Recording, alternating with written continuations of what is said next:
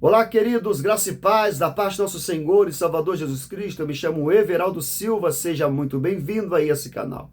Nesse vídeo falaremos de uma palavra pequena, mas de uma suma importância para nós. A palavra é união. O que podemos aprender com essa palavra, o que Paulo quis dizer a respeito da união, o que podemos aprender com a união entre o povo de Deus, a união com Cristo, a união com Deus, o que podemos colocar em prática em nossas vidas. Se você não é inscrito no canal, aproveita o momento, se inscreva, dê um joinha, comenta, compartilha para que vidas sejam alcançadas e edificadas pela palavra do Senhor.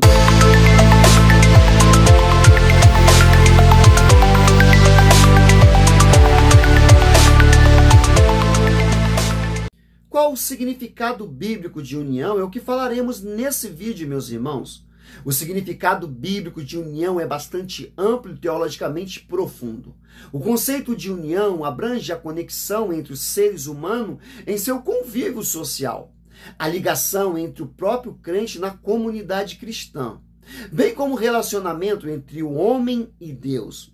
Na Bíblia, a palavra união geralmente traduz um termo original que comunica a ideia de ser um ou uma unidade. O princípio da união atravessa toda a Escritura, desde a criação do homem e da mulher, como o estabelecimento do casamento para a formação da unidade familiar em Gênesis, passando pela relação de Deus com o seu povo no Antigo Testamento, até o clímax do Novo Testamento, com a união entre Cristo e sua igreja, que já se estenderá, queridos, por toda a eternidade, conforme revelado lá em Apocalipse. A união na criação e no propósito de Deus, vamos entender isso. O primeiro vislumbre do conceito de união na Bíblia se encontra ou foi encontrado no relato da criação, lá em Gênesis 2:24. Onde o homem e a mulher foram unidos em uma só carne, vocês lembram?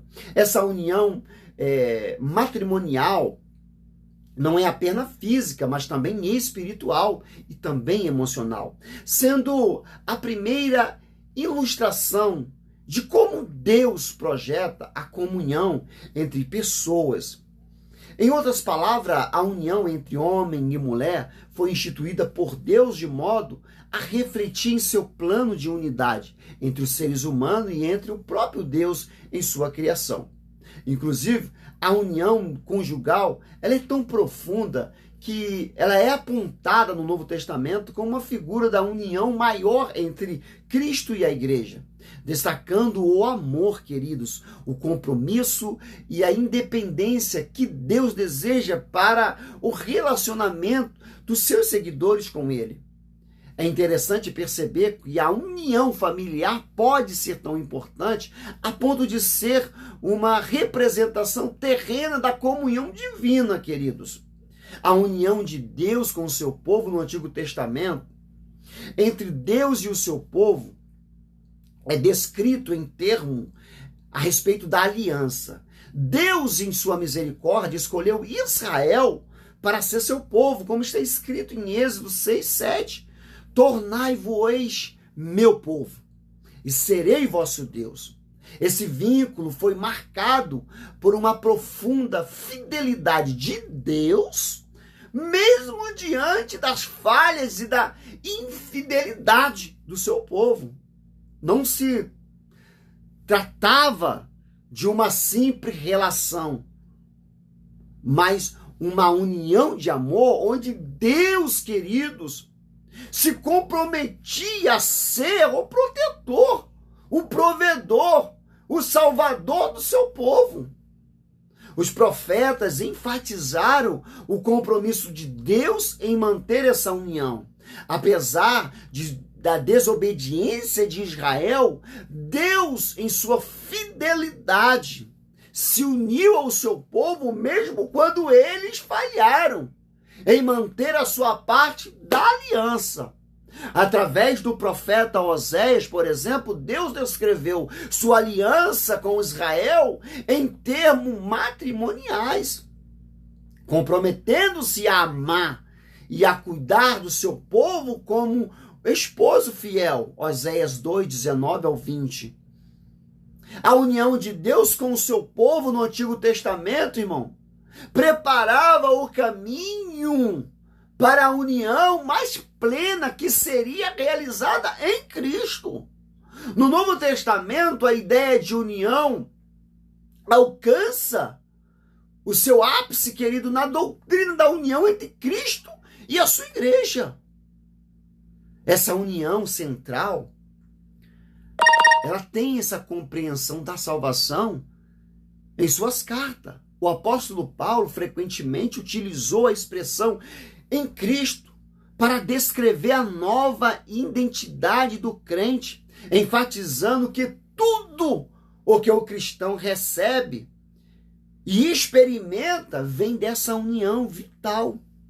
Na verdade, a união com Cristo ou em Cristo envolve tanto a identificação com a sua morte como a sua ressurreição.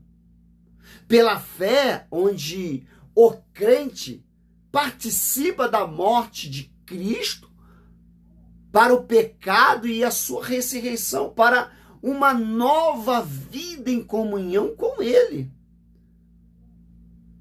Entende isso, irmãos? Como ramos ligados à videira, queridos. Os cristãos só podem dar fruto quando estão, unidos em Cristo, recebendo dele a vida espiritual, a vida necessária.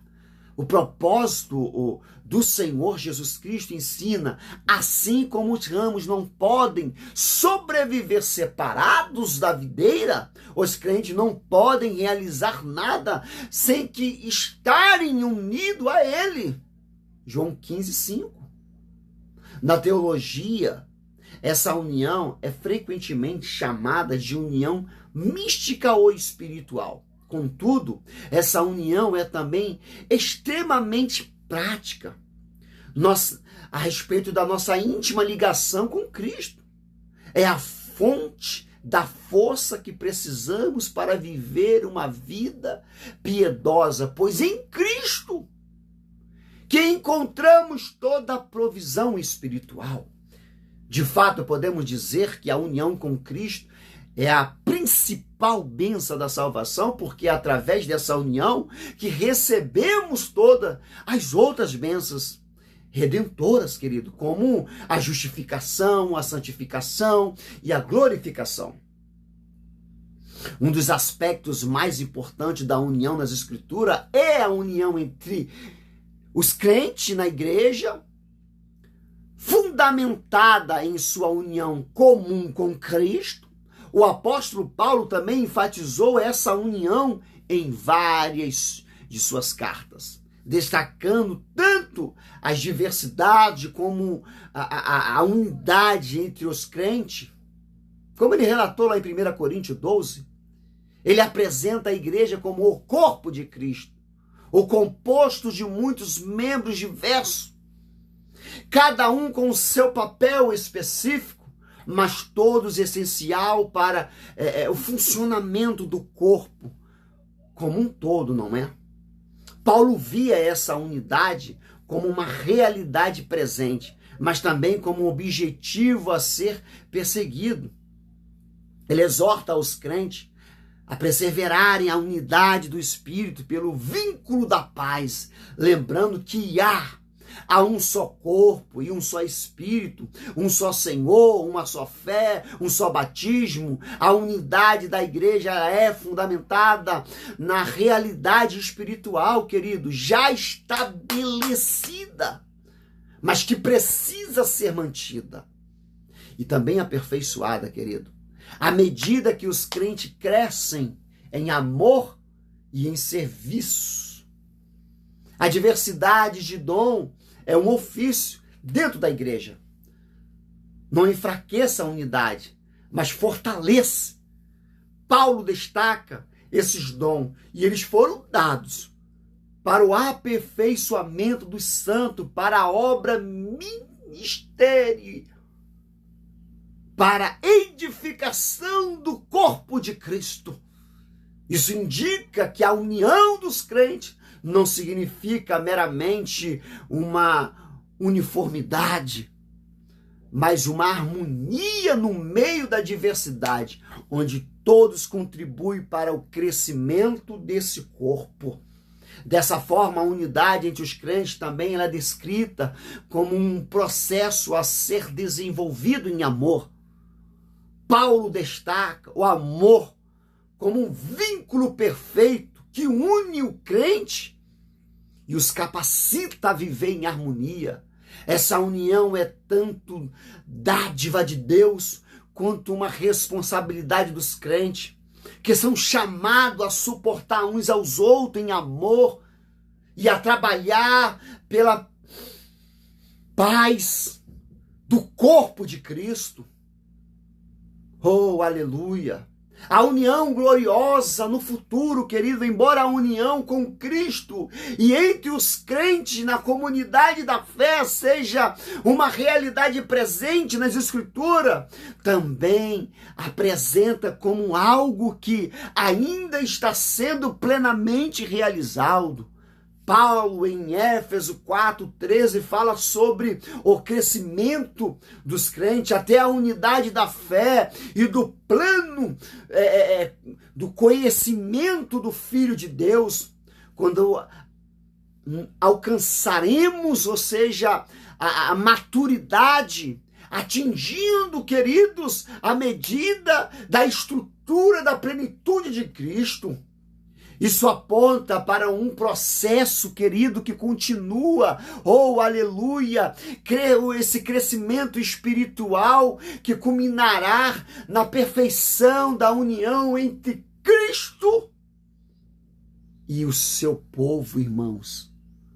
Por fim, queridos, aleluia, por fim, entenda isso, a Bíblia, ela aponta para a consumação desta união no futuro. Em Apocalipse 19:7, a igreja ela é apresentada como uma nova noiva de Cristo, adornada e preparada para o grande banquete das bodas do Cordeiro. Essa união eterna será marcada pela perfeita comunhão e alegria entre o relacionamento que jamais será interrompido. Na sequência, em Apocalipse 21:3, o apóstolo João descreve a visão da Nova Jerusalém, onde o tabernáculo de Deus está com os homens, e ele habitará com ele, e eles serão seu povo, e Deus mesmo estará com eles. Esta é a realização plena da união entre Deus e seu povo, quando não haverá mais separação, dor e pecado. Oh, glória! A verdadeira união bíblica não é apenas entenda isso, relacional, mas ela é espiritual. Não é apenas terrena, mas ela é celestial.